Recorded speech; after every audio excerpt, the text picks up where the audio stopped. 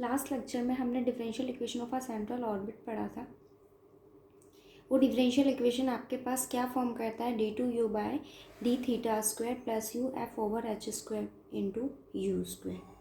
ये आपके पास डिफरेंशियल इक्वेशन ऑफ क्या है, सेंट्रल ऑर्बिट है। अब हम बात करेंगे differential equation of central orbit in a pedal.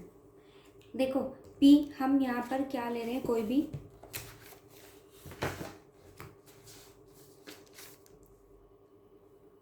ये फिक्स्ड एक्सिस है, ओ एक्स आपके पास, ओ क्या है मेरे पास सेंटर है, और ये आपके पास कोई भी पार्टिकल है, पी मैंने उस पार्टिकल की क्या ली है पोजीशन आर थीटा, ये उसके कोड्स हैं। अब अगर हम बात करें पी की,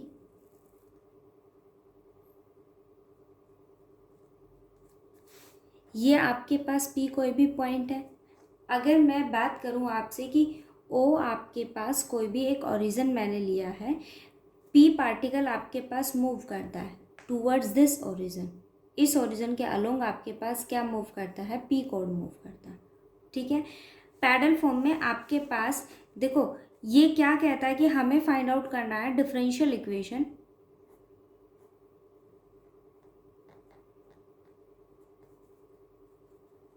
इक्वेशन ऑफ सेंट्रल ऑर्बिट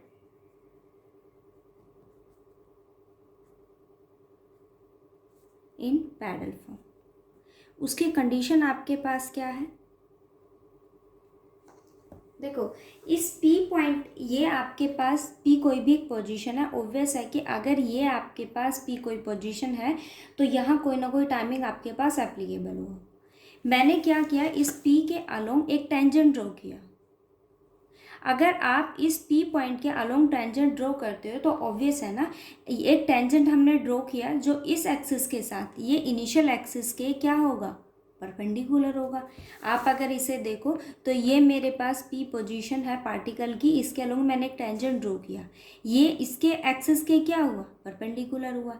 सो मैंने क्या किया, इफ P क्या है,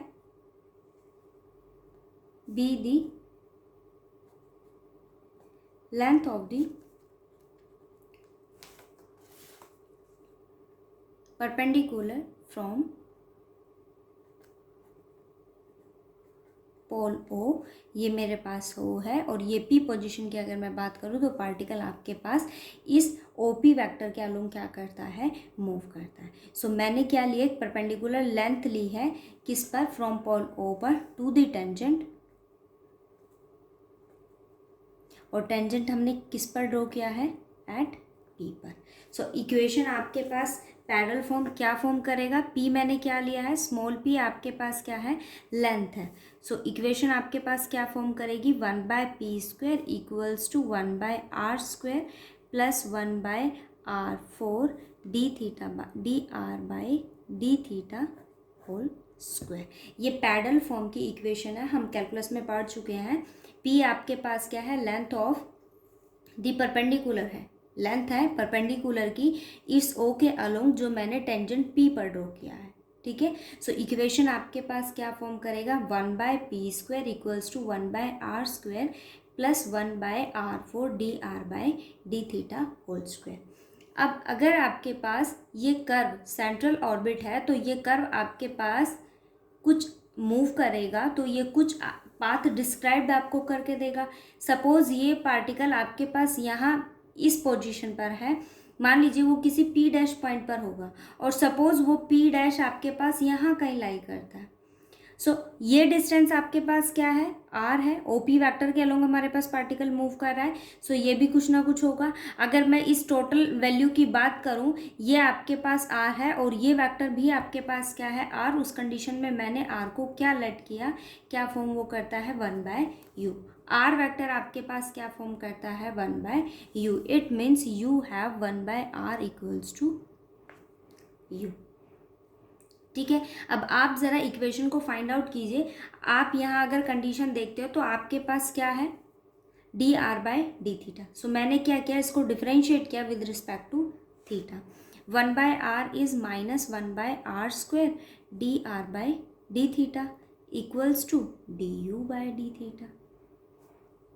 ठीक है, अब आप अगर देखो तो आपके पास इक्वेशन क्या है, अगर मैं इस इक्वेशन को देखूँ तो आपके पास वैल्यू क्या है, ये देखो d u by d theta. जरा इस इक्वेशन को देखो, क्या है आपके पास 1/p² equals to 1/r² and 1/r is u, so u², 1/r4 dr/d θ whole square है। आप जरा दोनों को कंपेयर करो, तो मैं अगर इसका होल स्क्वायर करूँ तो वैल्यू क्या होगी, 1/r4 होल स्क्वायर है, so negative negative positive, 1/r4 dr/d θ whole square. या फिर आप ये कहिए, मैंने दोनों साइड स्क्वायर कर दिया, so you get 1/r4 dr/d θ square equals to du/d θ whole square. Okay, अब ये वैल्यू को यहाँ अगर हम सब्स्टिट्यूट करते हैं, 1/r क्या हो गया, u² और ये वैल्यू आपके पास क्या है, du/d θ होल स्क्वायर। ओके, आपको क्या फाइंड आउट करना है, डिफरेंशियल इक्वेशन बतानी है किसकी, पैरेलल फॉर्म में of central orbit. 1/p² equals to u² du/d θ। अब आपके पास ये फॉर्म आ गई, आप इसको डिफ्रेंशिएट कीजिए with respect to theta. 1/p²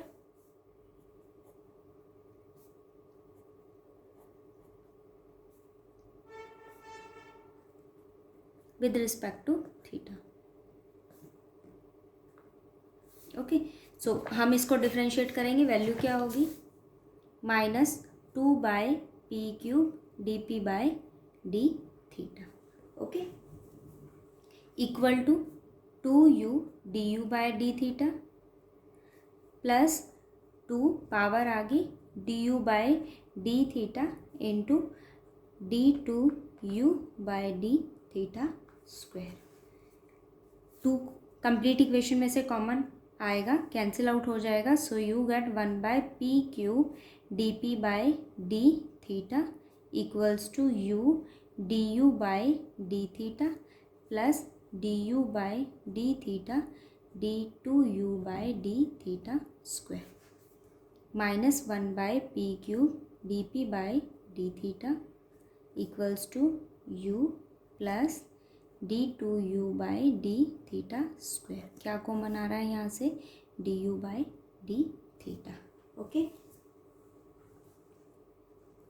minus 1/p³ dp/d θ equal to u plus d2u/d θ square and value of du/d θ is -1/r² dr/d θ, -1/r² dr/d θ। ओके, अब ये क्या है आपके पास, -1/p³ dp/d θ। अभी लास्ट लेक्चर में हमने पढ़ा है कि आपके पास इक्वेशन होती क्या है, ये देखो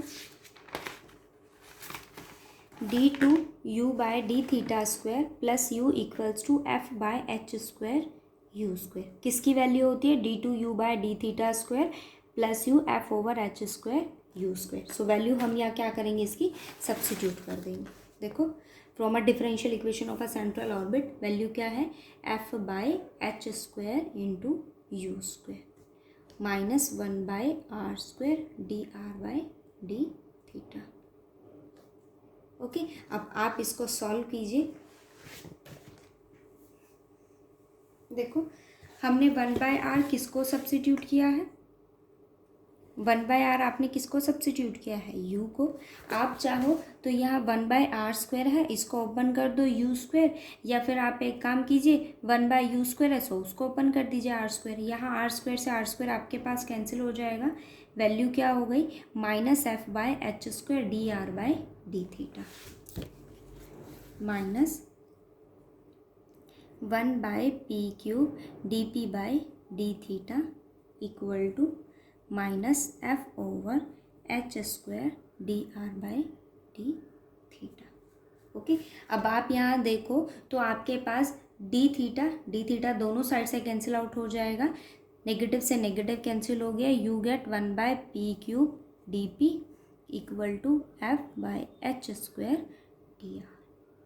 ओके, ये टर्म मैं यहाँ ले आई, h² over P Q D P over D R equals to, ये इक्वेशन आपके पास क्या है, differential equation of a central orbit in a pedal form. Okay, कुछ नोट्स हैं जो आपको क्वेश्चन में हेल्प करेंगे। देखो क्या कहता है, if law of the central force is given, आपको लो ऑफ सेंट्रल फोर्स अगर गिवन होगा, then to determine the central orbit we use the equation 5th and 8th। आपको इन दो इक्वेशंस का क्या करना होगा, यूज। ठीक है, और हमने जो 5th इक्वेशन पढ़ी है उसके अकॉर्डिंग आपके पास हमने क्या फाइंड आउट किया है, differential equation of a central orbit. ठीक है, तो अगर आपके पास सेंट्रल ऑर्बिट आपको फाइंड आउट करना होगा, सो इस दो डिफरेंशियल इक्वेशन का, this is an differential equation of a central orbit, this is also a differential equation of a central orbit, but this is in parallel form.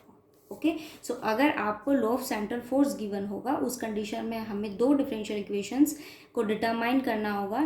कौन सी, first आपके पास differential equation of a central orbit and second one is a differential equation of central orbit in the parallel form. Okay, देखो क्या कहता है, parabola 2p² equals to L R. L आपके पास क्या होगी, सेमी लेटस रेक्टम होगी। ये तो आपको नॉन है कि पैराबोलिक फॉर्म आपके पास ये होती है और coefficient of R is semi latus rectum. b² by p² 2a over r minus 1 where b² equals to a² 1 minus e² and this eccentricity is less than 1। a और b denote करते हैं किसको, semi major and semi minor axis को।